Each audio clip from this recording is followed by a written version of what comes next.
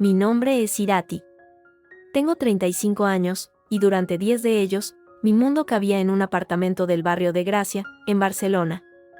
Entre los desayunos con prisa de Aitor y Marta, las coladas interminables y las listas de la compra, construí lo que creía que era mi vida. O, más bien, la vida de todos menos la mía. Javier, mi marido, era el pilar, el proveedor, el hombre cansado que merecía su sillón y su paz al final del día. Y yo era la columna vertebral invisible que sostenía ese equilibrio. Todo se desmoronó un martes por la tarde, mientras fregaba los platos del almuerzo. El móvil de Javier, olvidado sobre la encimera, vibró con un pin sutil. No era curioso por naturaleza, pero algo en la hora a las 3 de la tarde, él en una supuesta reunión de trabajo me hizo secarme las manos. La pantalla se iluminó con una notificación de WhatsApp. Un mensaje de Sofía. Mi Sofía. Mi amiga desde la universidad, la madrina de Aitor. Hoy ha sido increíble. Tu boca me tiene mal, cariño, ¿volvemos al hotel del Raval el jueves? El suelo desapareció bajo mis pies. Un zumbido agudo llenó mis oídos, sustituyendo el rumor del agua. No fue un dolor inmediato, sino un frío intenso, metálico, que se expandió desde el estómago hasta las yemas de los dedos. Apoyé una mano en la encimera para no caer. Cariño. Hotel del Raval. Sofía. Con una calma que me aterrorizó, deslicé el dedo. No había código. Nunca lo puso. La ingenuidad o el desprecio son grandes cómplices. El hilo de mensajes era una herida abierta. Fotografías íntimas, planes detallados, palabras que Javier hacía siglos que no me decía. Fechas, sitios. Llevaban 7 meses. 7 meses de mentiras tejidas en mi salón, en mi mesa, con mis hijos durmiendo en la habitación de al lado. Mientras yo planificaba cenas para que él estrechara lazos con el socio de Sofía, Miguel, ellos planificaban cómo estrecharse el cuerpo en una habitación de hotel. No grité. No lloré. Esa Irati, la que hubiera tirado el móvil contra la pared, murió en ese instante. En su lugar, nació una mujer de hielo, de cálculo silencioso. Respiré hondo, 3 veces. Guardé el teléfono exactamente donde estaba. Subí las escaleras con paso firme, entré en el estudio que Javier apenas usaba, y tomé mi viejo portátil. La primera llamada fue a Alberto Ríos. Un abogado de familia recomendado hacía años por una conocida que pasó por algo similar. Contestó a la tercera señal. Dígame. Soy Irati Echevarría. Necesito iniciar un procedimiento de divorcio contencioso, con solicitud de medidas provisionales urgentes. Mi marido es Javier Mendizábal, y tengo pruebas de una relación adúltera continuada. También sospecho que puede haber desviación de fondos de la sociedad conyugal. Hubo un breve silencio al otro lado. No era la llamada emocionada y desesperada que solía recibir. Señora Echevarría, entiendo. Para las medidas provisionales, necesitaré custodia total e intransferible de nuestros 2 hijos, de 8 y 6 años. Atribución del uso del domicilio familiar. Pensión de alimentos y compensatoria. Y quiero la liquidación del régimen de gananciales hasta el último céntimo. Es un planteamiento muy contundente. La situación lo es, señor Ríos. Esta tarde le envío un primer anticipo. Mañana a las 10 en su despacho, con toda la documentación que tenga, ¿le va bien? Concertamos la cita. Colgué. Mis manos no temblaban. Abrí una cuenta nueva en un banco online, y transferí a ella los ahorros de un par de planes de pensiones modestos a mi nombre que Javier siempre desdeñó como un juego. Mi fondo de guerra. Luego, el trabajo sucio. Volví a bajar. Javier no había vuelto. Su móvil seguía allí. Lo tomé, y con una rapidez que me sorprendió, instalé un software de control remoto. No era legal, pero pronto no importaría. Necesitaba acceso a su correo, a sus extractos bancarios. Sincronicé sus fotos y su calendario a una carpeta en la nube. Todo se hizo en silencio, con la precisión de un cirujano. Cada pin de confirmación era un clavo en el ataúd de nuestro matrimonio. Aitor y Marta volvieron del colegio, con sus caras brillantes y sus mochilas pesadas. Los ayudé con los deberes, les preparé la merienda. Les sonreí. Les acaricié el pelo. El amor por ellos era el único fuego que ardía en medio del hielo que me consumía. Cada gesto de cariño hacia ellos era un acto de resistencia. Javier no se los llevaría. No los contaminaría con su mentira. Javier llegó a las 8, con su aire distraído.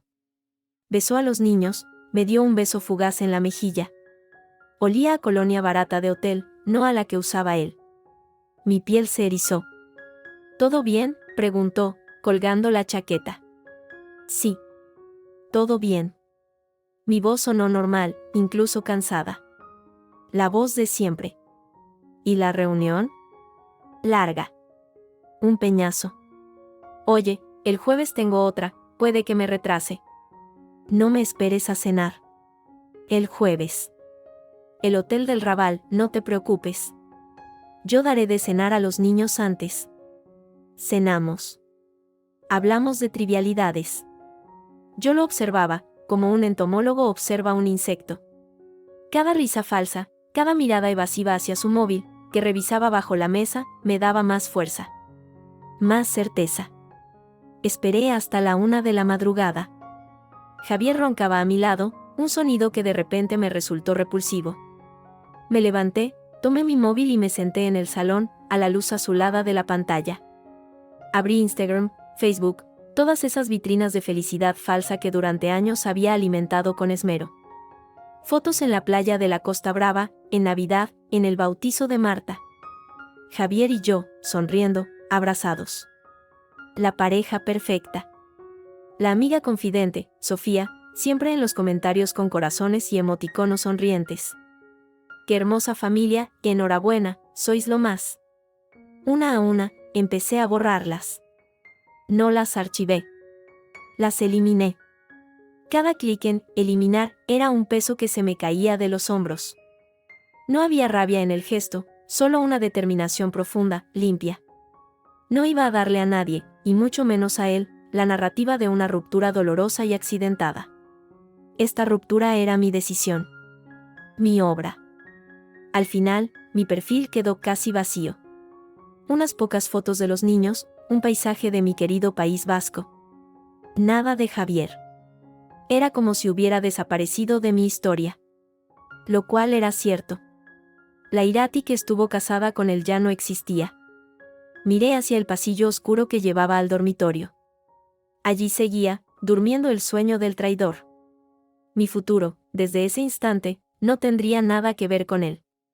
Solo era cuestión de tiempo, de papeleo y de justicia. Una justicia fría, que yo misma me encargaría de administrar. Cerré el móvil. La oscuridad del salón ya no me daba miedo. Era el principio de todo. La mañana siguiente amaneció con una luz fría y clara. El silencio en el dormitorio era espeso, cargado. Me preparé un café, fuerte y sin azúcar, mientras escuchaba los primeros ruidos de Javier en el cuarto de baño. La normalidad era una máscara que ambos llevábamos puesta, pero la mía ya no era de tela, sino de acero. Apareció en la cocina, ya enfundado en su traje. ¿Has visto mi corbata azul?, preguntó, sin mirarme a los ojos, rebuscando en el perchero. No, mentira. La había visto, arrugada en un cesto de la ropa sucia. Ya no era mi problema. Bebí un sorbo de café. Tenemos que hablar, Javier. Esta noche. Cuando los niños estén en la cama. Él se detuvo. Una tensión instantánea recorrió la habitación. ¿Hablar de qué? De nosotros. O de lo que queda de nosotros. Mantuve la voz plana, neutra. Es importante. Su mirada, por fin, se cruzó con la mía. Había un destello de irritación, de fastidio por alterar su rutina. Irati, si es por lo de ayer, lo de llegar tarde, te juro que... No es por lo de ayer. Lo interrumpí. Es por los últimos 7 meses. Es por los jueves en el Hotel del Raval. Es por Sofía. El color se le esfumó de la cara. Fue instantáneo, como si le hubieran quitado un tapón. Abrió la boca, pero no salió ningún sonido. Fue un segundo de pánico absoluto, desnudo, antes de que se le cerrara el rostro, endureciéndose en una máscara de indignación. ¿De qué estás hablando? ¿Te has vuelto loca? Sofía es tu amiga, por Dios, ¿qué te ha dado en la cabeza?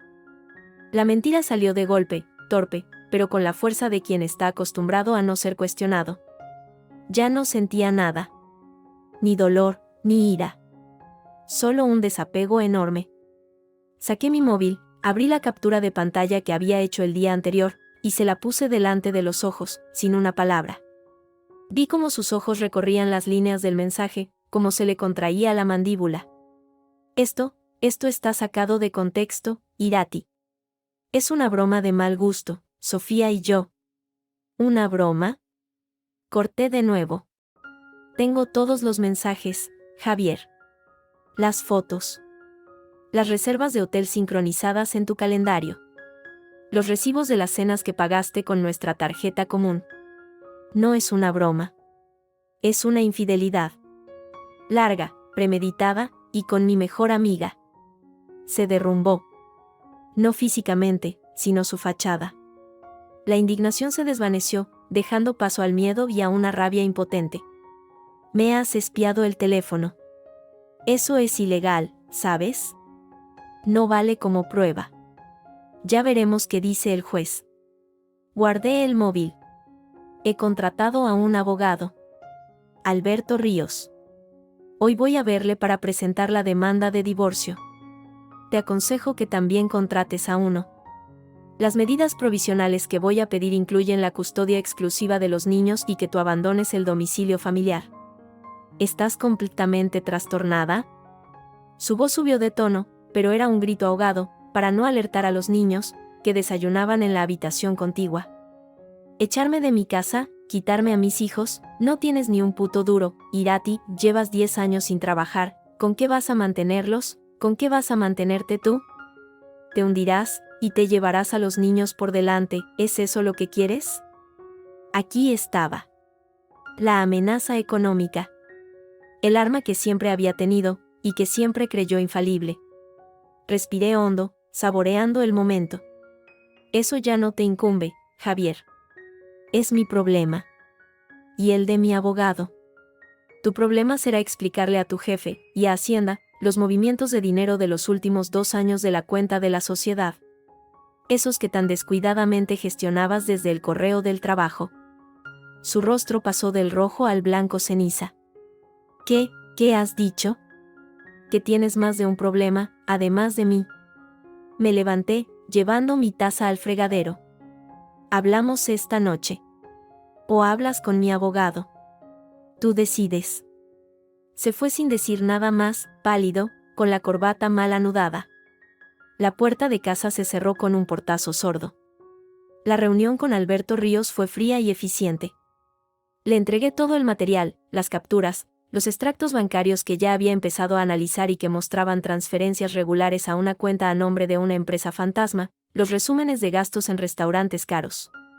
No solo es adulterio, dijo Alberto, hojeando los papeles.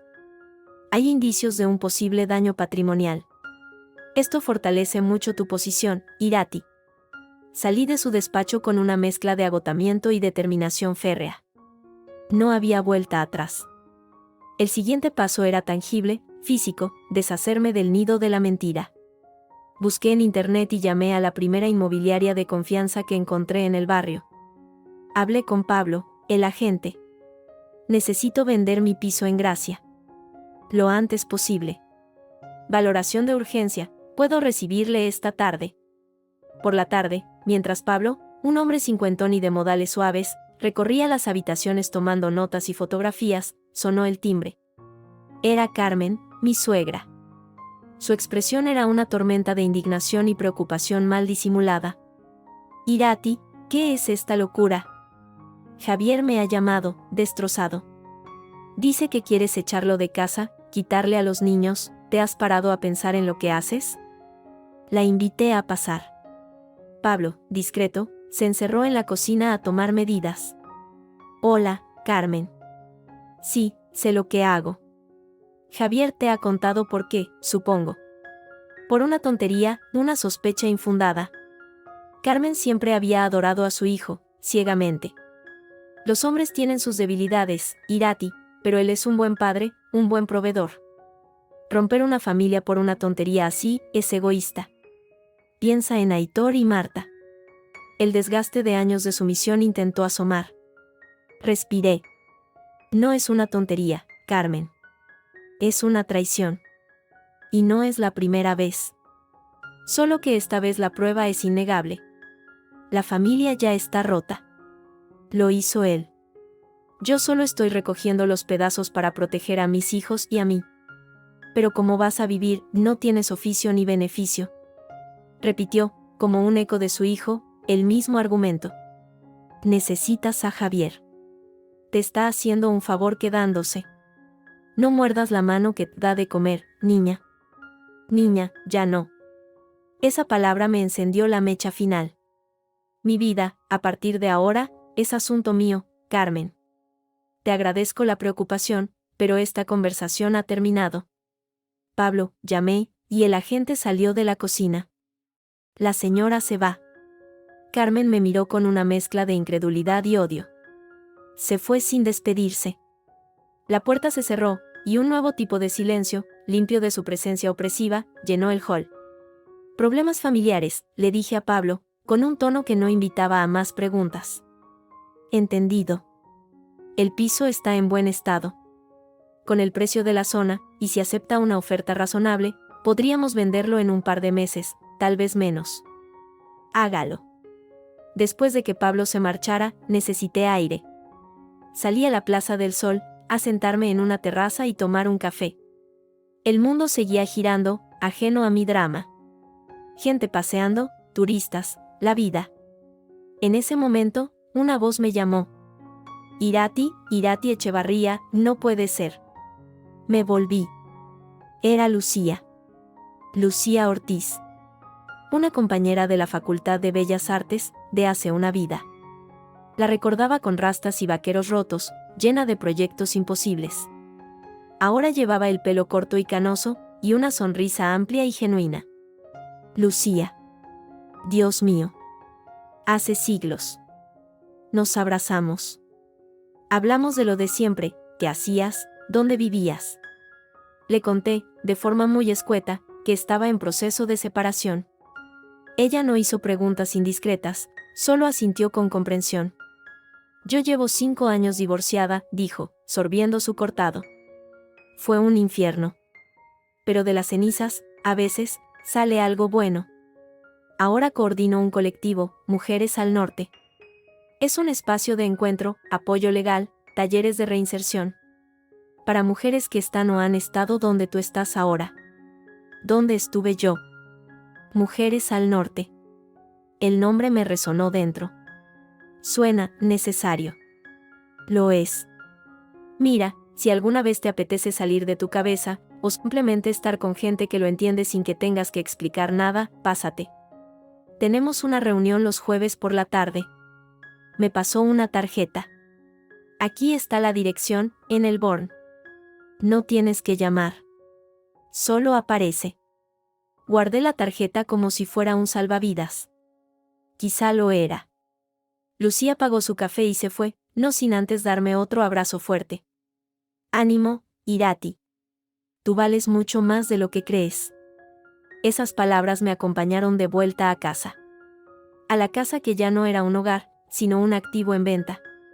Esa noche, cuando los niños durmieron, Javier intentó hablar.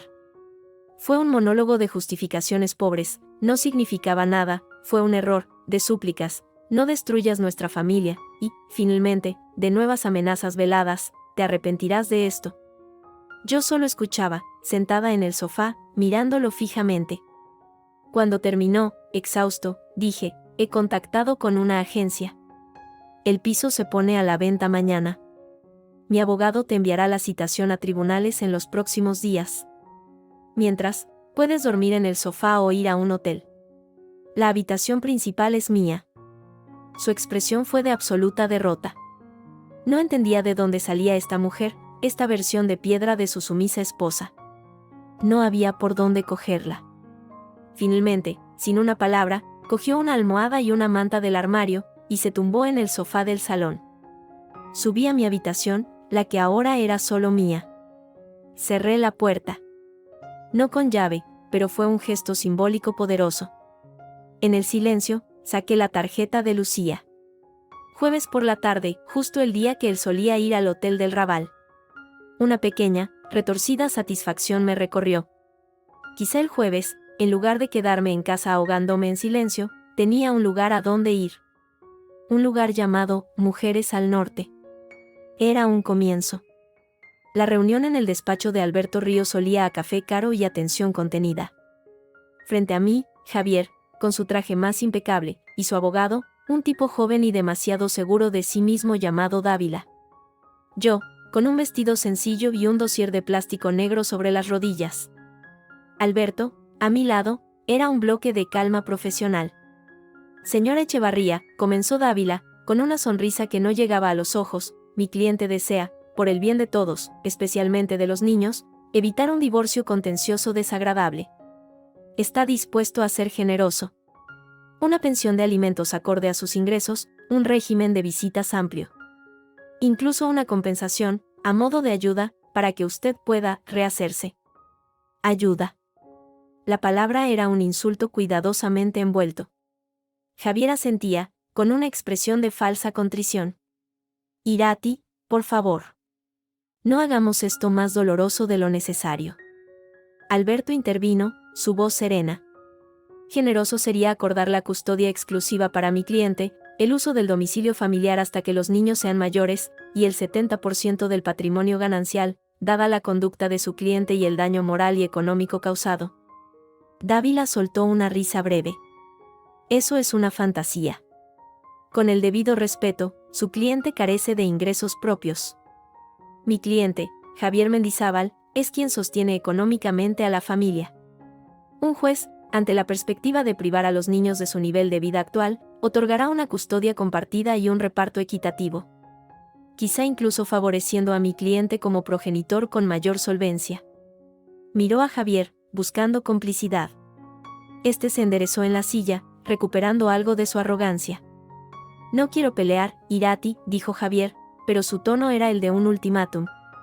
Pero tienes que ser realista. Sin mí, no tienes nada. Ni para ti, ni para Aitor y Marta. ¿Quieres que vivan en un pisucho de 40 metros? ¿Que cambien de colegio? Yo puedo darles estabilidad. Tú, lo tienes todo en contra. Acepta una salida digna. Era el jaque. La jugada que habían preparado. Aprovechar mi supuesta debilidad económica para forzar un acuerdo ventajoso, para mantenerme atada, para minimizar el coste de su traición. Sentí, más que rabia, una lástima profunda por él. Por su monumental error de cálculo. ¿Has terminado?, pregunté, con una tranquilidad que pareció desconcertarles. Dávila frunció el ceño. Señora, no se trata de... He dicho, ¿has terminado? Corté. Mi voz sonó clara y cortante como cristal. Abrí el dossier negro. Saqué 2 folios. Te equivocas, Javier. No lo tengo todo en contra. Tengo esto. Deslicé el primer folio por la mesa pulida hasta detenerse frente a Dávila. Extractos de la cuenta bancaria de Menditech, S.L., tu empresa, de los últimos 24 meses. Fíjate en las transferencias regulares, mensuales, a la cuenta de Inversiones Norte-Sur, S.L. Deslicé el segundo folio. Y aquí, el documento de constitución de Inversiones Norte-Sur. Tu primo Óscar es el administrador único. Pero el poder notarial para operar con la cuenta está a tu nombre, Javier. El silencio fue absoluto. El color fue drenándose de la cara de Javier gota a gota. Dávila cogió los papeles, escaneándolos rápidamente. Su seguridad comenzó a agrietarse. ¿Qué es esto?, preguntó el abogado, con voz más queda. Es, según mi asesor, dije, señalando a Alberto, que permanecía impasible, una apropiación indebida de fondos de la sociedad de gananciales. Casi 80.000 euros desviados en 2 años. Para una empresa pantalla. Dinero de nuestro matrimonio, Javier. Dinero que, mientras pagabas hoteles y cenas con Sofía, yo creía que iba a la hipoteca o a la universidad de los niños. Javier intentó hablar. Solo salió un ronquido. Eso, es mentira, es una inversión. Una inversión que no aparece en los balances de Menditech. Una inversión sin facturas, sin contrapartida. Hacienda y un juez lo verán de otra manera. Apoyé los codos en la mesa, entrelacé los dedos. Así que reformuló tu oferta, Javier. Custodia total para mí. El 70% de los bienes, incluido el piso. Una pensión compensatoria digna. O, alternativamente, podemos añadir a la demanda de divorcio una querella por apropiación indebida. Que luego tu primo y tú os arregléis con la agencia tributaria. Dávila miraba a su cliente, desconcertado. Javier no podía sostener mi mirada. Sudaba. Irati, por lo que más quieras, eso sería.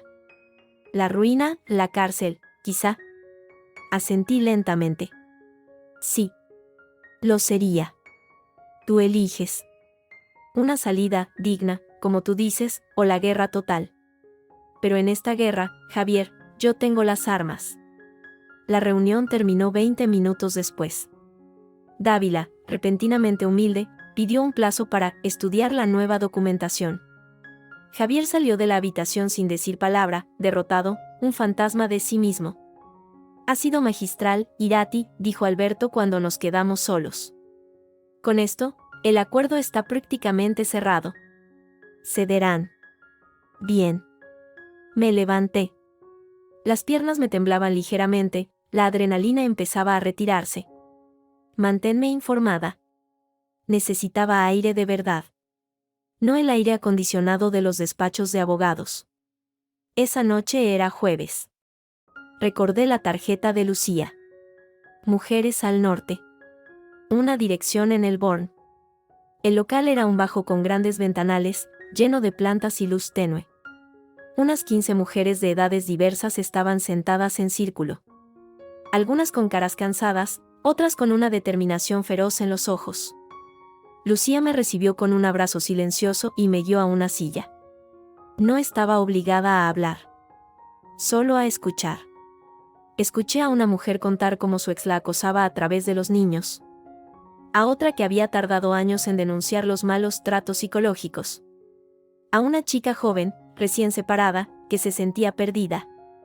Sus historias no eran la mía, pero el dolor, la traición, la sensación de haber perdido años de vida, resonaban como un tambor sordo en mi pecho. No me sentía sola. Allí conocí a Elena. Una mujer menuda, de mi edad, con ojos grandes y vivaces que contrastaban con las ojeras. Durante el descanso, nos encontramos junto a la máquina de café. Es la tercera vez que vengo, me confesó, con una sonrisa tímida. Soy madre soltera. Mi marido se fue con su secretaria cuando mi hija, Laia, tenía 2 años. Ahora tiene 5. Al principio pensé que no saldría adelante. Pero mira, aquí estoy. Trabajo como contable a media jornada. Es difícil, pero se puede. ¿Y no te pide ayuda? El padre, digo.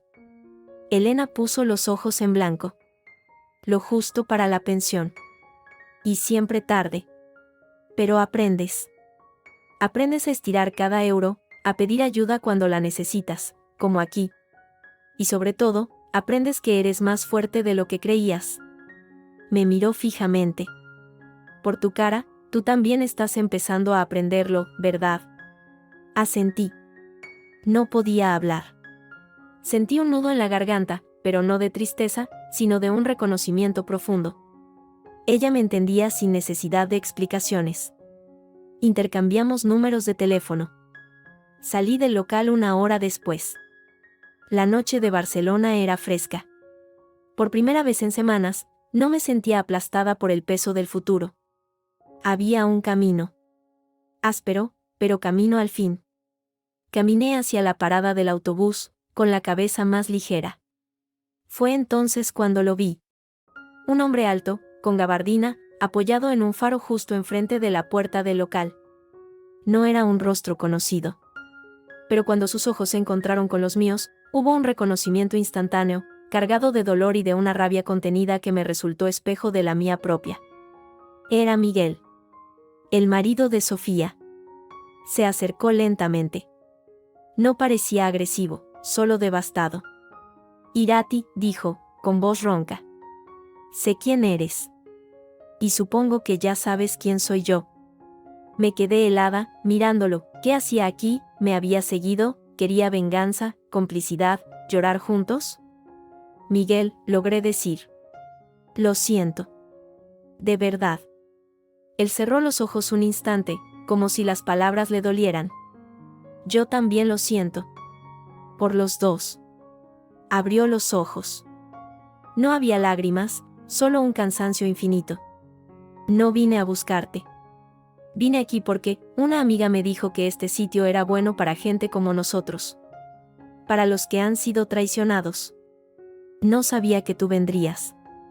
Hizo una pausa. Acabo de descubrirlo todo. Esta mañana. Por un mensaje en su teléfono, como tú. El mundo pareció detenerse. Nos miramos, dos extraños unidos por la misma herida, en la fría acera barcelonesa. No éramos amigos. Éramos supervivientes del mismo naufragio. Finalmente, pregunté, con la voz apenas un susurro, ¿y ahora qué vas a hacer? Miguel esbozó una sonrisa amarga, torcida. Lo mismo que tú, supongo. Quemarlo todo.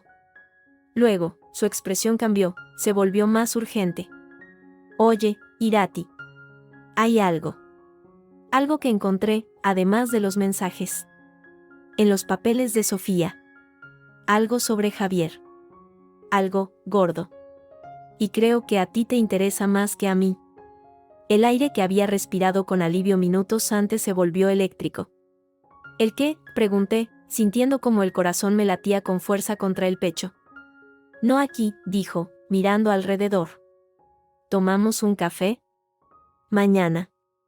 Donde tú digas. Asentí, sin poder articular palabra.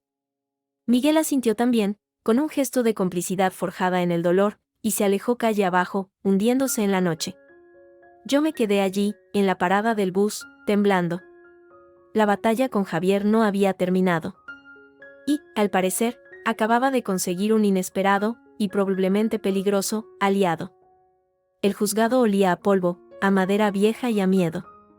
Un olor rancio que se pegaba al paladar. Me senté en el banco, flanqueada por Alberto Ríos, cuyo traje gris perla era la única nota de calma en la habitación. Frente a nosotros, en la otra mesa, Javier y su abogado Dávila parecían dos figuras de cera, pálidas y rígidas. Sofía no estaba. No se atrevió.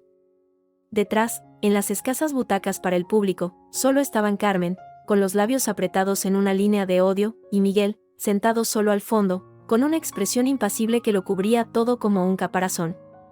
El juez, un hombre mayor de gesto cansado, abrió la vista. Todo fue rápido, seco, implacable. Alberto presentó nuestra demanda.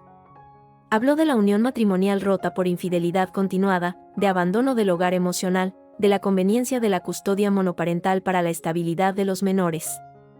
Sus palabras eran cuchillos afilados envueltos en papel legal. Luego, Dávila tomó la palabra. Intentó el contraataque. Habló de crisis matrimonial superable, de la voluntad de reconciliación de su cliente, de la desprotección económica a la que yo, una mujer sin ingresos, sometería a los niños. Repitió el mantra de la custodia compartida como un derecho inalienable del padre. El juez escuchaba, tomando notas breves. Cuando Dávila terminó, alzó la vista.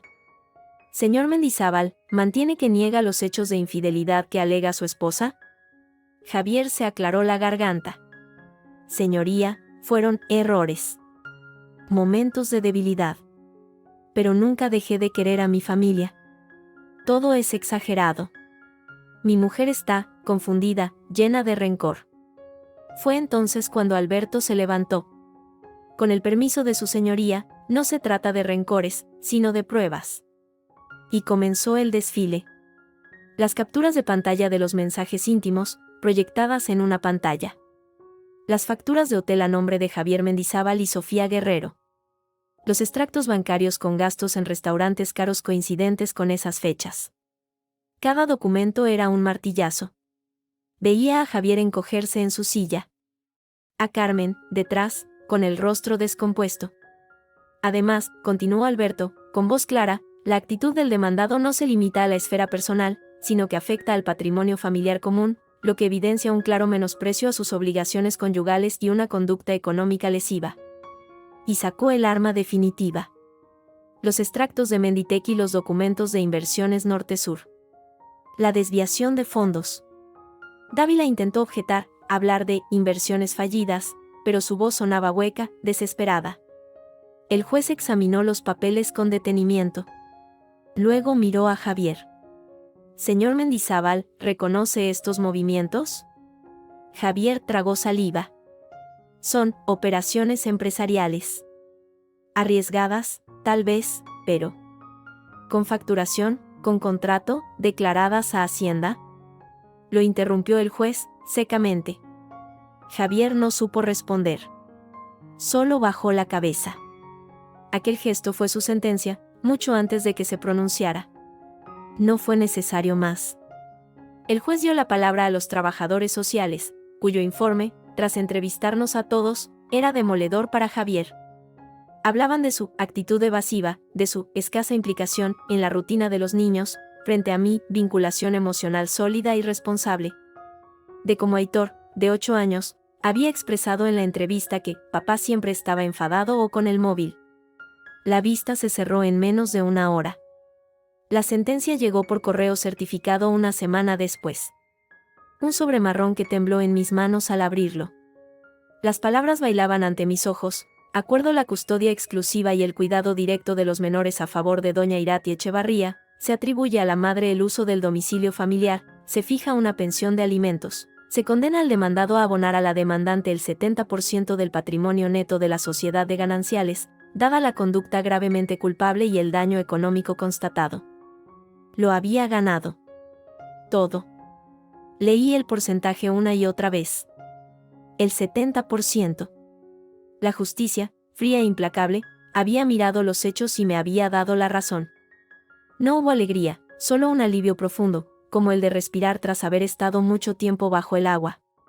Y en un rincón oscuro de mi alma, una sombra de tristeza por todo lo que esa victoria significaba que había perdido. Alberto me llamó al momento. Irati, es una sentencia ejemplar. Muy difícil de recurrir. Ha sentado un precedente con las desviaciones de fondos. Javier y su abogado están hechos polvo. Ahora, toca ejecutarla. La primera ejecución fue la más tangible. Llamé a Pablo, el agente inmobiliario. Ponga el piso a la venta. Ya. Acepto la primera oferta seria que se acerque al precio de tasación. El anuncio se publicó online un jueves. El sábado por la mañana, una pareja joven llamó a la puerta. Él era ingeniero, ella profesora. Recorrieron las habitaciones con ojos brillantes. Vieron el espacio donde yo había vivido una mentira, y vieron su futuro. Hicieron una oferta. Solo 5.000 euros por debajo del precio. Acepto, dije, sin vacilar. Firmamos un precontrato en 48 horas. Javier, obligado por la sentencia, tuvo que firmar también, con una mueca de impotencia. El dinero, una vez pagada la hipoteca, sería más de lo que jamás había soñado tener a mi nombre, 350.000 euros líquidos. Una fortuna. Una libertad. Los días siguientes fueron un torbellino de cajas. Empaqué 10 años de vida en cartones de mudanza. Juguetes, libros, ropa, fotos. Las fotos de Javier las tiré a una bolsa negra. Las de Sofía, también. Los niños me ayudaban, con la seriedad de quienes intuyen que algo grande está pasando. ¿Nos vamos para siempre, mamá?, preguntó Marta, abrazando a su osito viejo. Nos vamos a empezar de nuevo, cariño. A casa de la abuela, a Bilbao. Al lugar donde mamá creció. Veréis el monte, la ría, os enseñaré a comer pinchos. Aitor, más callado, asintió. Aquí papá ya no vive. Está bien irnos. Su aceptación me partió el alma. Eran tan pequeños, y tan sabios. El día de la entrega de llaves, me quedé sola en el piso vacío. El eco de mis pasos resonaba en las habitaciones desnudas. Recorrí cada espacio. La cocina donde tantas cenas en silencio. El salón donde fingí tantas sonrisas. El dormitorio donde murió mi amor. No sentía nostalgia, solo un vacío enorme, listo para ser llenado con algo nuevo, algo mío. Cerré la puerta por última vez. Bajé las escaleras con mi maleta. Fuera, un taxi me esperaba para llevarme al aeropuerto. Los niños ya estaban con mi madre en Bilbao, había ido a recogerlos la semana anterior. En el avión a Bilbao, mirando por la ventanilla como Barcelona se alejaba bajo un manto de nubes, por fin dejé escapar el llanto. Un llanto silencioso, que no sacudía el cuerpo, pero que limpió como un aguacero. Lloré por la Irati ingenua que llegó allí hacía una década. Lloré por el matrimonio que creí tener. Lloré, incluso, por el Javier al que una vez amé. Y luego, secó las lágrimas. Había terminado. El aeropuerto de Loyo olía a mar y a tierra mojada. Mi madre, Maite, me esperaba tras la barrera. Su abrazo era fuerte, ancho, olía a jabón de toda la vida y a amor incondicional. Ya está, Ala. Ya estás en casa, susurró en mi oído. Y por primera vez en mucho, mucho tiempo, supe que era verdad. Su piso, en el casco viejo, era pequeño y acogedor. Los niños ya correteaban por el pasillo, redescubriendo a su abuela. Desde el balcón, se veían las luces de la ciudad reflejándose en la ría. El aire frío y húmedo de Bilbao me llenó los pulmones. Era el aire de mi infancia, de antes de Javier, de antes de la traición. Un aire que olía a nuevo comienzo. Aquella noche, acostada en la cama de soltera, con los niños respirando tranquilos en la habitación de al lado, abrí mi ordenador. Había un correo de Pablo. La venta del piso se había hecho efectiva. El dinero, descontadas las deudas, estaba ingresado en mi cuenta. 350.000 euros. Un número que parpadeaba en la pantalla. Dinero de sangre, de lágrimas, de 10 años de vida. No podía quedármelo. No quería. Cada euro olía a Javier, a Sofía, a la traición. Una idea, que había estado germinando desde la sentencia, brotó con fuerza total. Una idea clara, nítida, liberadora. Abrí una nueva pestaña en el navegador. Y escribí en la barra de búsqueda, ONG Mujeres Víctimas Violencia de Género Vizcaya. La justicia había hecho su parte. Ahora, yo haría la mía. 350.000 euros. El número bailaba en la pantalla de mi ordenador, en la quietud del piso de mi madre en el casco viejo de Bilbao. No era una cifra. Era un fardo. El precio de 10 años de mi vida, de la ingenuidad, de la traición. Cada euro me quemaba en la cuenta, como un recordatorio de todo lo perdido. No podía quedármelo. No quería construir nada nuevo con ese dinero manchado. La idea, que había nacido como un destello en el avión, era ahora una certeza de acero. No se trataba solo de deshacerme de ello. Se trataba de darle un sentido. De convertir el veneno en antídoto, para mí o para otras. De que Javier y su mentira no fueran el final de la historia, sino el combustible de algo bueno. Pasé 2 días investigando. Llamé a Lucía, mi contacto de mujeres al norte en Barcelona. ¿Conoces algún sitio de verdad, aquí en el norte? Algo pequeño, de trinchera, que necesite cada céntimo. Lucía no preguntó por qué. Solo dijo, te voy a pasar un contacto. Se llama Marisol. Dirige el hogar de acogida Izarra en el barrio de San Francisco. No es un palacio. Es un piso con 4 habitaciones que mantienen a pulso, luchando contra los recortes. Salvan vidas, Irati. Literalmente. Encontré su página web. Era austera. Unas fotos borrosas de un edificio normal, un texto lleno de faltas de ortografía pidiendo donaciones de ropa y alimentos. No había grandes campañas, ni caras famosas. Solo un teléfono y una cuenta bancaria. Era perfecto. Mi madre, Maite, me observaba desde la puerta de la cocina, secándose las manos con un trapo. Ala, Irati, estás con esa cara de concentración que ponías de pequeña antes de un examen, ¿qué tramas? Respiré hondo. Voy a donar el dinero, ama. Todo. Sus ojos, del mismo gris verdoso que los míos, se abrieron como platos. ¿El dinero del piso, todo? No había reproche en su voz, solo una inmensa sorpresa. Todo. No es mi dinero. Es el pago por una mentira. No quiero vivir de él. Quiero que sirva para algo bueno. Se acercó, me puso sus manos ásperas y cálidas sobre las mías. Hija mía, es tu vida. Tu seguridad, ¿y los niños? Los niños tienen un techo aquí contigo, por ahora. Tengo mis ahorros, la pensión de alimentos, y voy a buscar trabajo. Pero ese dinero, no. Negué con la cabeza, firme. Si me lo quedo, siempre será su dinero. El dinero con el que él creyó que podía comprarlo todo, incluso mi silencio. Así se libra uno de un fantasma, ama. Regalándole su tesoro. Mi madre me miró fijamente, y luego una sonrisa lenta, orgullosa, iluminó su rostro. Coño. Parece que mi hija no solo ha sacado mis ojos, sino también mis ovarios. Me apretó las manos. Hazlo. La transferencia no se podía hacer online por la cantidad. Tenía que ir al banco. Pedí una cita con el director de la sucursal, un hombre serio de unos 50 años. Cuando le expuse mi intención, palideció. Señora Echevarría, hablamos de 350.000 euros. Es una cantidad muy importante, ¿está absolutamente segura? ¿No prefiere constituir un fondo, o donar una parte? Es una decisión vital. Estoy más segura que de nada en mi vida, dije, con una calma que pareció impresionarle más que si hubiera gritado. Es una donación a una ONG. Aquí tiene el CIF y la cuenta de la entidad. Hogar de Acogida Izarra. Quiero hacerla hoy. Firmé los papeles. La firma era firme, clara. Cuando el director pulsó la tecla final en su ordenador, sentí un vértigo extraño, como el que se siente al soltarse de un precipicio. No había vuelta atrás. El dinero ya no era mío. Era de Izarra. De mujeres y niños que huían de sus propios Javiers.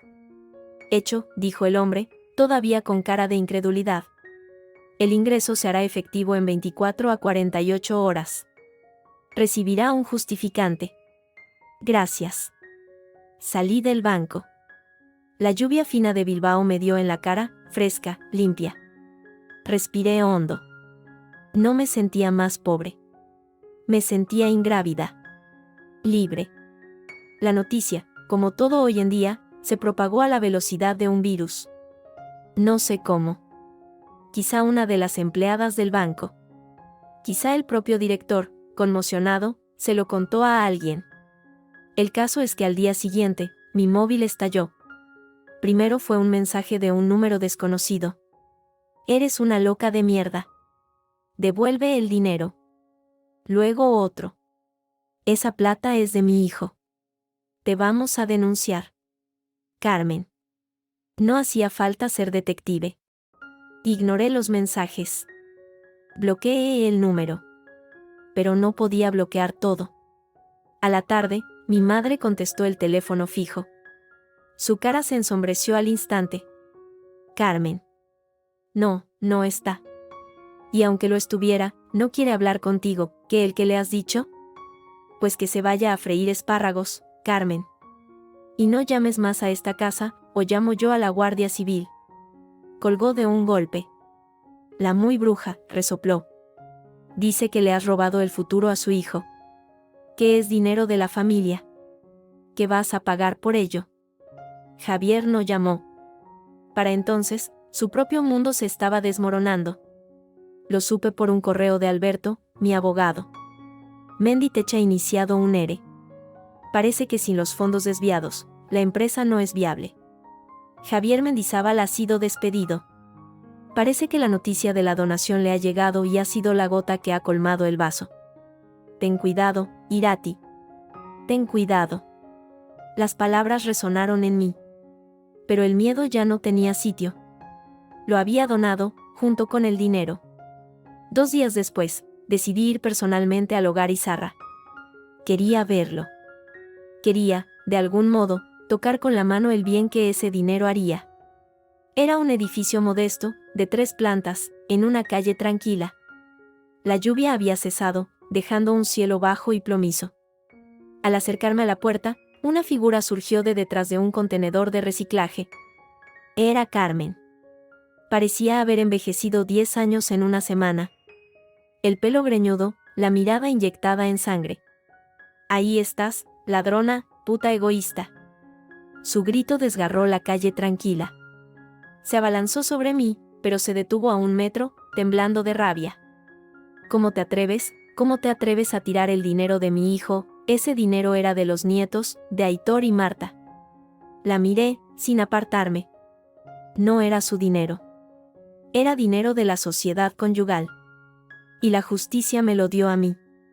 Yo he hecho con él lo que he querido. Lo que has querido, destruir a tu familia, a tu marido, y le has quitado todo, primero la casa, luego los hijos, ahora el dinero, eres una bruja malnacida. La espuma asomaba a las comisuras de sus labios. Te voy a arruinar, voy a contarle a todo el mundo la clase de madre que eres, que dejas a tus hijos en la miseria por capricho. Su voz era un chillido estridente. En algunas ventanas de los edificios de alrededor, asomaron cabezas curiosas. Sentí un rubor de vergüenza ajena, pero me mantuve firme. Díselo a quien quieras, Carmen. Ahora, déjame pasar. No te voy a dejar, que ese dinero es mío, de mi familia. Y, de repente, alargó un brazo para agarrarme de la manga del abrigo. En ese instante, la puerta del hogar Izarra se abrió. Una mujer salió. Alta, fuerte, con el pelo cano recogido en un moño severo y una bata de médico sobre unos vaqueros. Sus ojos, de un azul intenso, captaron la escena de inmediato. Señora, dijo, y su voz no era alta, pero tenía un timbre de autoridad que cortó el aire como un cuchillo.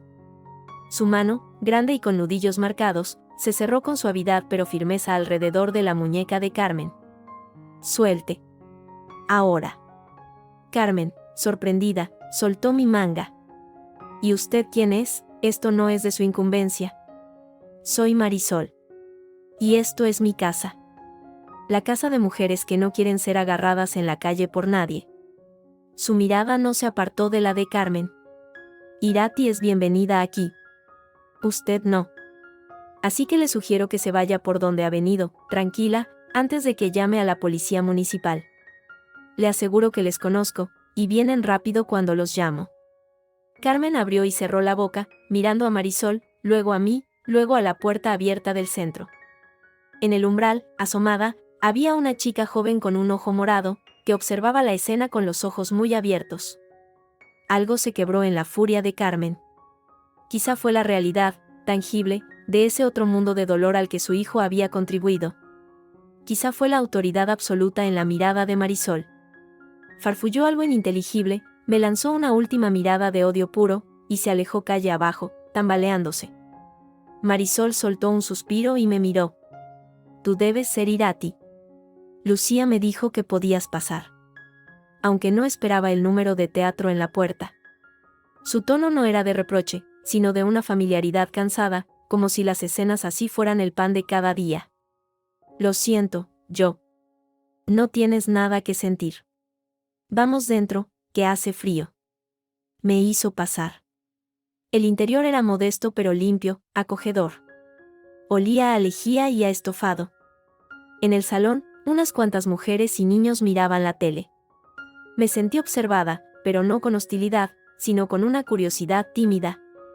Marisol me llevó a una pequeña oficina, atestada de papeles. La transferencia llegó ayer, dijo, sin preámbulos. Todavía no me lo creo. Con eso podemos comprar el piso de al lado. Ampliar. Ayudar al triple de gente. Dar becas de estudios. Es un milagro. Su voz, tan firme antes, se quebró ligeramente. Me miró a los ojos.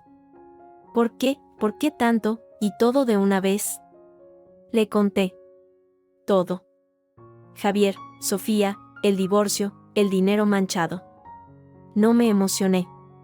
Lo relaté como si hablara de otra persona. Ella escuchó, sin interrumpir, fumando un cigarrillo tras otro. Cuando terminé, asintió. Has convertido una mierda en abono. Es lo más valiente que he visto en mucho tiempo. Pero esa gente, dijo, señalando con la cabeza hacia la calle, no se va a rendir. El odio y la codicia son malos compañeros, pero dan mucha fuerza. ¿Tienes dónde estar segura? En casa de mi madre. Y no me asustan. No se trata de miedo, hija. Se trata de ser lista. Quédate atenta. Se levantó, abrió un cajón y sacó un folleto. Y cuando quieras, pasa por aquí. No solo para traer cheques. Para hablar. Para ayudar. O para que te ayudemos. Esta puerta está abierta. Acepté el folleto. Antes de irme, eché un último vistazo al salón. La chica del ojo morado me sonrió, un gesto pequeño y valiente.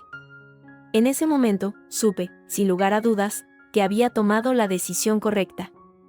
Había cambiado el lastre del oro falso por la ligereza de un futuro posible. Para ellas. Y, de algún modo, también para mí.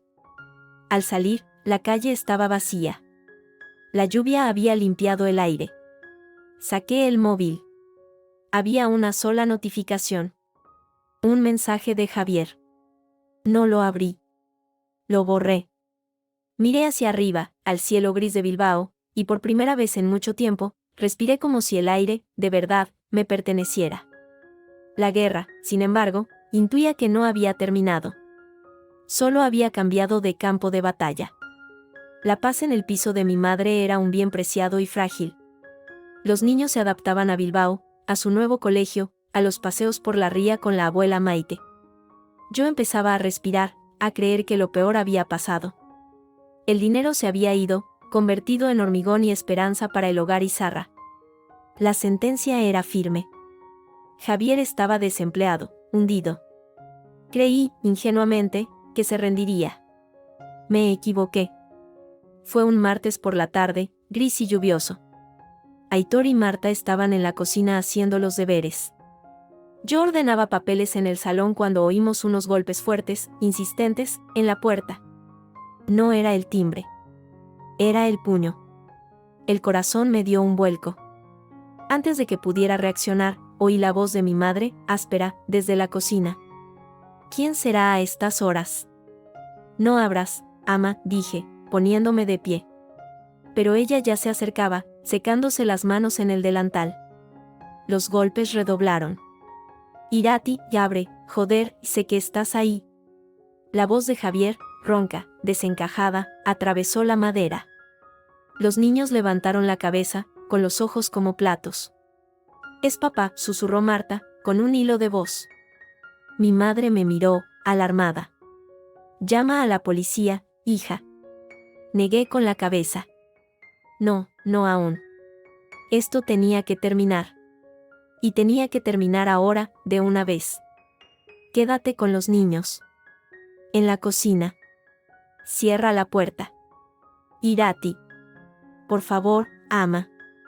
Con los nudillos blancos alrededor del móvil, listo para marcar el 112, me acerqué a la puerta. Miré por la mirilla. Javier estaba allí, empapado, con la chaqueta arrugada y una barba de varios días. A su lado, Carmen, con un paraguas negro y una expresión de furia rencorosa. Parecían espectros de un pasado que yo ya había enterrado. Respiré hondo y abrí la puerta, pero no quité la cadena de seguridad. El olor a alcohol barato y a desesperación me llegó de golpe. ¿Qué quieres, Javier? Mi voz sonó más fría de lo que me sentía por dentro. Él intentó empujar, pero la cadena lo detuvo. Abre esta puerta, tenemos que hablar. Hemos hablado ya. En el juzgado. No tengo nada más que decirte. Carmen se abrió paso. Eres una desalmada, le has arruinado, y le has quitado su casa, a sus hijos, su dinero, ahora no tiene trabajo, todo por tu culpa. Su grito era estridente, agudo. Lo que tiene, dije, clavando la mirada en Javier, es la consecuencia de sus actos. De sus mentiras. De robar a su propia empresa. No yo. Javier palideció de rabia. Ese dinero era mío, nuestro, no tenías derecho a tirarlo a la basura, es mi dinero el que has regalado a esas putas. La palabra, venenosa, se quedó flotando en el rellano. Sentí un escalofrío, pero no de miedo. De una ira glacial, perfecta. No. Ya no y ahora os vais, o llamo a la policía. No nos vamos a ninguna parte sin lo que es nuestro, y gritó Carmen. Exigimos que nos des ese dinero, o al menos la mitad, es de la familia. Fue entonces cuando, detrás de mí, la puerta de la cocina se abrió un poco. Aitor asomó la cabeza, pálido, con los ojos muy abiertos. Mamá, ¿qué pasa? Ver a su hijo pareció enfurecer aún más a Javier. Aitor, hijo, dile a tu madre que abra, que pare esta locura. El niño me miró a mí, luego a su padre, desencajado y gritando en el umbral. Su carita se contrajo en una mueca de confusión y miedo. Marta empezó a llorar en la cocina. Eso colmó mi medida. Ya basta, dije, con una voz que no reconocí. Los habéis asustado. Os vais. Ahora. No me da la gana. Javier empujó la puerta con todas sus fuerzas. La cadena, vieja, crujió de forma alarmante. Sin pensarlo, retrocedí un paso, saqué mi móvil del bolsillo y, con unos toques rápidos, abrí un archivo de audio. Lo puse a todo volumen. Primero salió la voz de Sofía, ronca, sensual, a través del altavoz. Javi, cariño, no puedo esperar al jueves. Quédate hoy un rato más, mi marido no vuelta hasta tarde. Luego la de Javier, borracha de deseo y arrogancia. Tranquila, cielo. Le he dicho a la yaya que tengo una reunión de trabajo. La muy tonta se lo ha creído. Siempre se cree cualquier cosa con tal de no discutir. El efecto fue instantáneo. Javier se quedó paralizado, la boca abierta, la sangre drenando de su rostro hasta dejarlo de un color ceniza. Carmen palideció, mirando a su hijo con una expresión de horror y vergüenza que nunca olvidaré. Del interior de la casa, el llanto de Marta se cortó de golpe. Esa es una grabación ilegal, farfulló Javier, pero su voz era apenas un hilillo. Como las que tú borrabas de tu móvil, le espeté. Pero esta no la borré. La guardé. Para momentos como este. Para que tus hijos sepan, de una vez, porque su familia se rompió. No por un capricho mío. Por tu mentira. Aitor salió completamente de la cocina. Se plantó a mi lado, pequeño pero recto, y miró a su padre. No había lágrimas en sus ojos. Solo una decepción inmensa, adulta. Por eso te ibas los jueves, dijo, con una vocecita clara y triste.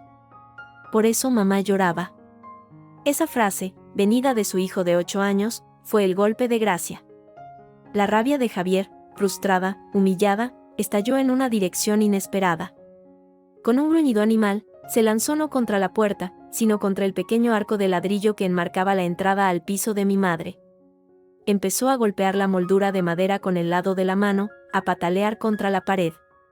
Maldita seas, maldita, todo por tu culpa, gritaba, entre golpe y golpe. La madera crujió, se astilló. Un trozo de yeso se desprendió y cayó al suelo. Carmen chillaba, intentando sujetarle. Javier, para, por Dios, para. Pero él ya no escuchaba. Era un toro herido, ciego de furia. Aitor, asustado, se pegó a mí. Yo, con el móvil aún en la mano, ya estaba marcando el 112. Policía, por favor. Intento de allanamiento y agresión en el domicilio de la calle Correo, número 15, piso segundo B.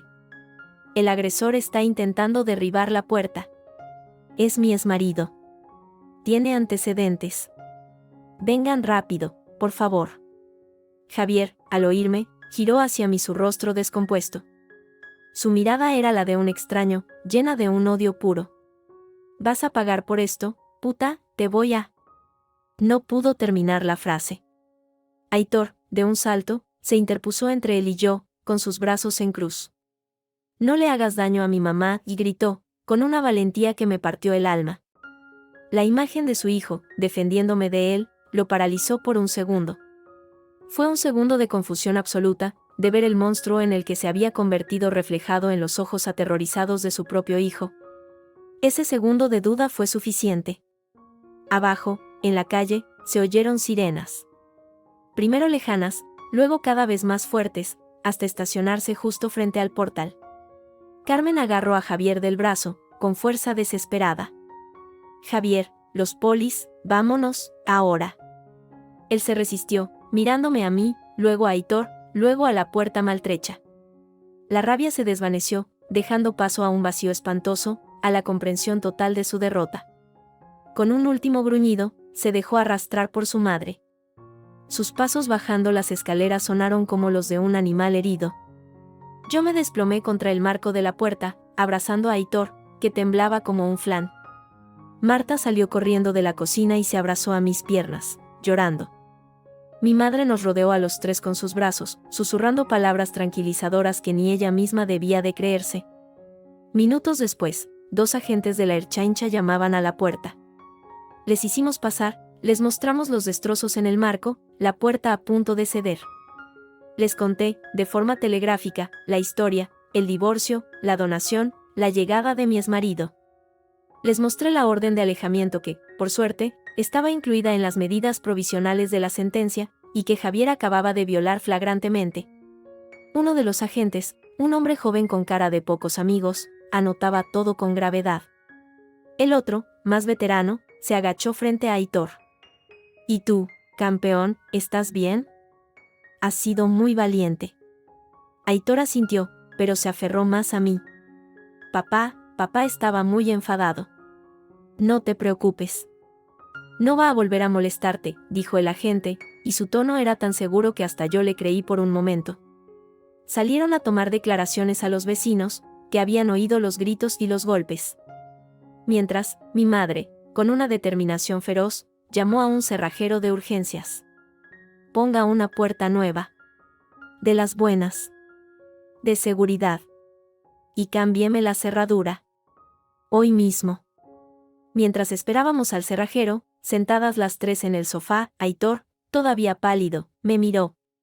«Mamá, ¿esa era la amiga Sofía?» «La del audio». Respiré hondo. «Sí, cariño. Ya no es nuestra amiga», dijo Marta, desde mi regazo, con una lógica aplastante. «No, cariño. Ya no». Aitor hizo una pausa. Luego dijo: «Me alegro de que nos hayamos venido a vivir con la abuela. Aquí huele mejor». Una risa nerviosa, casi un sollozo, me escapó. Lo abracé con fuerza. «Sí, cariño. Aquí huele mejor». Al caer la noche, la nueva puerta, maciza, con 3 puntos de anclaje, estaba instalada. El cerrajero me dio las llaves, nuevas, relucientes. Un agente de la Ertzaintza pasó a decirme que habían localizado a Javier y a Carmen en un bar cercano. Lo habían detenido por quebrantamiento de la orden de alejamiento y daños. Pasaría al menos la noche en el calabozo. La casa estaba en silencio. Los niños, exhaustos, dormían. Mi madre preparaba té en la cocina. Yo me asomé al balcón, a la noche húmeda de Bilbao. La puerta vieja, rota, estaba apoyada contra la pared del rellano, esperando a que la vinieran a recoger. Era un trasto inservible. Como mi matrimonio. Como el hombre que había sido mi marido. El miedo se había ido. Lo que quedaba era una tristeza profunda, y una determinación de diamante. Él había cruzado una línea que ya no tenía vuelta atrás. Había intentado entrar a la fuerza. Había asustado a sus hijos. Había destrozado la puerta de su antigua vida. Pero la puerta nueva era más fuerte. Y estaba cerrada con llave. Para siempre. Miré las llaves nuevas en mi mano. Eran pequeñas, frías. Y pesaban más que cualquier anillo de boda. La calma que siguió al arresto de Javier era frágil, como el hielo fino sobre un charco. Los niños saltaban alrededor, pero sus risas eran un poco más agudas, sus miradas se volvían hacia la puerta nueva con demasiada frecuencia. La seguridad tenía ahora el sabor metálico de una cerradura blindada. Yo, por dentro, era un campo de batalla recién barrido, quietud cargada de astillas. Una semana después, llegó el sobre. Un sobre blanco, discreto, con mi nombre escrito a mano con una letra que reconocí de inmediato y que me hizo cerrar el puño: Sofía. No tenía remite. Lo dejé sobre la mesa de la cocina durante horas, como si fuera una serpiente dormida. Finalmente, cuando mi madre se llevó a los niños al parque, lo abrí con manos que apenas temblaban. «Querida Irati, no espero que leas esto.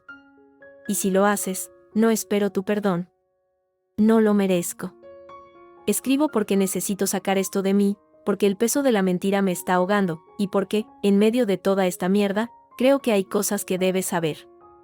Sobre él. Lo nuestro empezó como un juego estúpido. Un coqueteo en una cena, un par de copas de más. Él se quejaba de que no le entendías, de que solo hablabas de los niños, de la casa.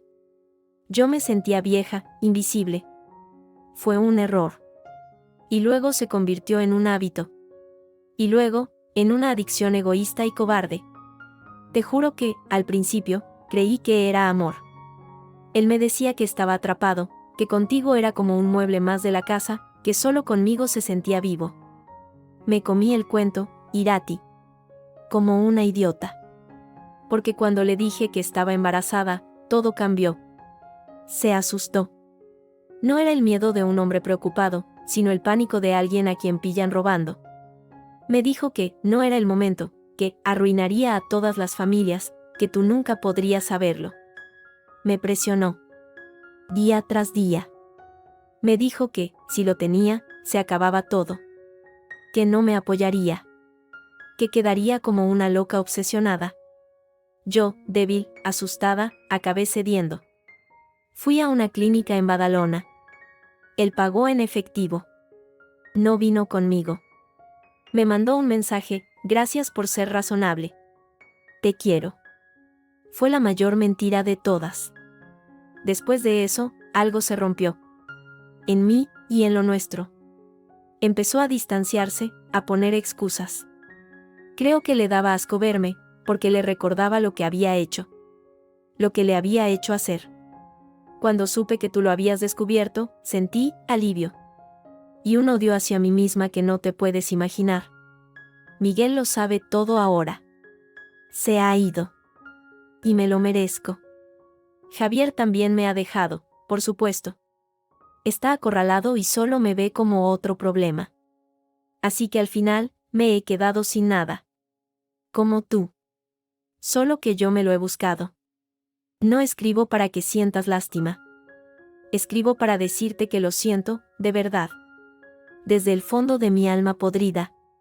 Y para que sepas el tipo de hombre al que estuviste casada. No fue solo infiel.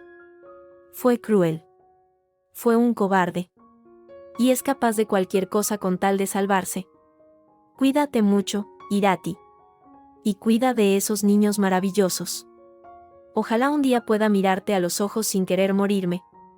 Sofía. La carta se me cayó de las manos. No lloré. Sentí un frío antiguo, como si hubiera abierto la puerta de una cámara frigorífica donde guardaba todos mis dolores. Un aborto. Había forzado a Sofía a abortar. La traición era más profunda, más oscura de lo que jamás había imaginado. No era solo deseo o aburrimiento. Era una capacidad de destrucción total. Un alivio perverso me invadió. Haberle sacado a mis hijos de su órbita era el mayor acto de amor que podía haber hecho. 2 días después, llamaron al timbre. Era Miguel. Parecía aún más delgado que la última vez, con unas ojeras moradas, pero su mirada era clara, limpia de la niebla del engaño. ¿Puedo pasar un momento?, preguntó, con voz serena. Lo invité a entrar. Le ofrecí café. Lo rechazó. No voy a molestar mucho. He venido por 2 cosas. Primero, para darte las gracias. ¿A mí? ¿Por qué? Por destapar esto. Por ser más fuerte que ella. Si no hubieras actuado, si no hubieras ido a ese juzgado con todas tus pruebas, yo seguiría viviendo la mentira. Ahora duele, pero al menos es verdad. Y la verdad, por muy jodida que sea, te hace libre. Así que, gracias. Asentí, con un nudo en la garganta. ¿Y la segunda? Sacó un sobremarrón de su bolsillo interior. Esto. Sofía, antes de irse, me dejó algunas cosas. Entre ellas, copias de documentos de Javier. Él, en su infinita estupidez, a veces le pedía que le guardara papeles, importantes, en una caja fuerte a su nombre, para que tú no los encontraras. Una sonrisa amarga le cruzó el rostro. Entre ellos, hay extractos bancarios de una cuenta en Andorra. A nombre de una sociedad instrumental. Movimientos importantes, irregulares, que no coinciden con sus declaraciones de la renta de los últimos años. Hay casi 200.000 euros que no han visto a Hacienda ni de lejos. Tomé el sobre. No lo abrí. ¿Por qué me lo das a mí? Porque a ti te duele más. Y porque a ti te servirá para mantenerlo lejos, para siempre. Yo ya he empezado mi guerra. Denuncié a Sofía por adulterio en el divorcio, pero esto es más grande. Es para ti. Úsalo como mejor te parezca. Para chantajearlo legalmente, para mandárselo a Hacienda de forma anónima, lo que quieras. Me quedé mirando el sobre. Era poder. Era la llave para enterrar a Javier en problemas legales de los que quizá no saliera. Gracias, Miguel. No me des las gracias. Somos compañeros de trinchera, nada más. Se levantó. Una cosa más, Irati. Lo de la donación fue de las cosas más valientes que he visto. Sofía me contó lo de la clínica. Ese hombre no merece ni el aire que respira. No dejes que se arrastre de vuelta. No lo haré. Cuando se fue, me senté con el sobre de Miguel y la carta de Sofía sobre la mesa. 2 testimonios de la ruina que Javier había sembrado. El niño egoísta que jugaba con vidas. Ya no quedaba ni rastro del hombre del que me enamoré. Y yo ya no era la mujer que lo amó. Necesitaba moverme. Necesitaba construir, no solo defenderme. Saqué el móvil y marqué el número de Lucía. Irati, ¿todo bien? Su voz era un bálsamo. Sí. Mejor. Necesito un favor, Lucía. Dime. Necesito trabajar. Tengo que empezar a ganar mi propio dinero. ¿De verdad, crees que en Mujeres al Norte, o en algún contacto? No me dejó terminar. Claro que sí. De hecho, justo ahora necesitamos a alguien con tu perfil. Organización, gestión, un poco de todo. Es un sueldo modesto, a media jornada para empezar. Pero es un comienzo real, ¿te interesa? Sentí como si me quitaran una losa de 100 kilos de encima. Me interesa más que nada en el mundo. Pues pasa mañana por la tarde. Hablamos. Colgué. Miré a mi alrededor. El piso de mi madre era un refugio, pero no podía ser mi escondite eterno. Aitor y Marta necesitaban ver a su madre de pie, construyendo, no solo sobreviviendo. Y yo necesitaba demostrármelo a mí misma. Al día siguiente, fui al pequeño local que Mujeres al Norte tenía en Bilbao, no lejos de la Plaza Nueva. Lucía me recibió con un abrazo. El trabajo consistía en ayudar a gestionar los talleres, llevar las redes sociales, coordinar a las voluntarias, atender el teléfono de primera acogida. Era caótico, imprevisible y lleno de humanidad. Me presentó a las otras 2 mujeres que trabajaban allí. Me senté frente a un ordenador antiguo y, por primera vez en 10 años, actualicé mi currículum.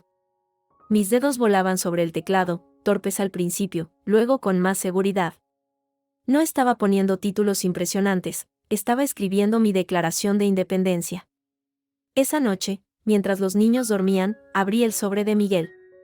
Los documentos eran técnicos, pero la historia era clara: evasión fiscal. Una suma importante. No la tocaría, aún. Era mi seguro de vida. Mi última bala. Me acerqué a la ventana. En la calle, la lluvia pintaba de brillo el asfalto. Ya no era la mujer a la que habían dejado tirada. Era Irati Echevarría. Madre. Ex esposa. Donante. Y pronto, asalariada. La semilla de mi nueva vida, regada con lágrimas y rabia, por fin asomaba un tallo verde y tenaz entre las cenizas. El olor a café recién hecho y a papel nuevo se convirtió en el aroma de mi libertad. Mi escritorio en la pequeña oficina de Mujeres al Norte Vizcaya, junto a la ventana que daba a un patio interior, era mi territorio. Un ordenador, una planta, una foto de Aitor y Marta sonriendo en la estación de funicular de Archanda. Lucía me había dado una oportunidad real: gestión de proyectos, coordinación de los talleres de formación, atención a las nuevas mujeres que llegaban, perdidas y con el miedo que yo ya reconocía de lejos. El sueldo era modesto, pero era mío. Cada fin de mes, cuando llegaba la transferencia a mi cuenta, sentía una satisfacción profunda, pura. No dependía de nadie. Los niños florecían. Aitor había empezado a jugar al fútbol en un equipo del barrio. Marta, más tímida, se había apuntado a clases de cerámica y volvía a casa con las manos manchadas de arcilla y una sonrisa de orgullo. Mi madre, Maite, era nuestro puerto seguro. La vida, lentamente, había tejido una nueva normalidad, hecha de pequeños logros y silencios tranquilos. La llamada de Alberto Ríos llegó un martes por la mañana. Irati, buenas noticias. O, al menos, justicia. Su tono era profesional, pero con un deje de satisfacción. La inspección de Hacienda ha actuado. Los documentos que les hicimos llegar de forma anónima, bueno, eran bastante conclusivos. Javier Mendizábal ha sido detenido esta mañana por un presunto delito contra la hacienda pública. La cifra defraudada es importante. Pasará a disposición judicial. Colgué. Me apoyé en el marco de la ventana de la oficina. No sentí alegría. No sentí pena. Sentí paz. Una justicia poética, fría y administrativa, se había cumplido. Él, que siempre menospreció el valor del dinero, que creyó que podía moverlo y esconderlo a su antojo, había caído por ello. La rueda había girado por completo. Ahora él era el acusado, el que tenía que dar explicaciones, el cuya libertad pendía de un hilo. Yo estaba al otro lado del cristal, mirando la lluvia, libre. Lucía asomó la cabeza por la puerta. ¿Todo bien? Te has quedado muy seria. Sí. Perfectamente. Sonreí. Lucía, ¿puedo tomarme un par de días libres? A partir de mañana. Claro, ¿algún plan? Sí. Irme de viaje con mis hijos. Había estado ahorrando de mi nuevo salario. No era mucho, pero suficiente. Reservé 3 billetes de autobús a Andorra. Un hotel familiar, económico, en Encamp. Y alquiler de equipo de esquí para los 3. No fue una elección casual. Andorra. El lugar donde él escondía el dinero robado. Yo iría allí, pero no para esconderme. Para celebrar mi libertad en las mismas montañas que habían sido testigos mudos de su mezquindad. El día de la vista preliminar de Javier, mientras él entraba en los juzgados de Barcelona con la cabeza gacha y un traje que ya le quedaba grande, nosotros subíamos en el telecabina de Gran Valira. El sol de marzo brillaba sobre la nieve, cegador. Aitor y Marta gritaban de emoción, con las mejillas sonrosadas por el frío y la excitación. Mira, mamá, todo blanco, gritó Marta, aplastando la nariz contra el cristal. Parece azúcar, dijo Aitor, más serio, pero con los ojos brillantes. Yo los abracé. El aire puro y gélido me llenó los pulmones, limpiándolo todo. Bajamos en la pista verde, para principiantes. Yo, torpe con las botas, me caí un par de veces, y los niños se reían, y luego yo me reía con ellos. Era un sonido nuevo, ligero, despreocupado. No había fantasmas en esa montaña. Solo nieve, sol, y las risas de mis hijos.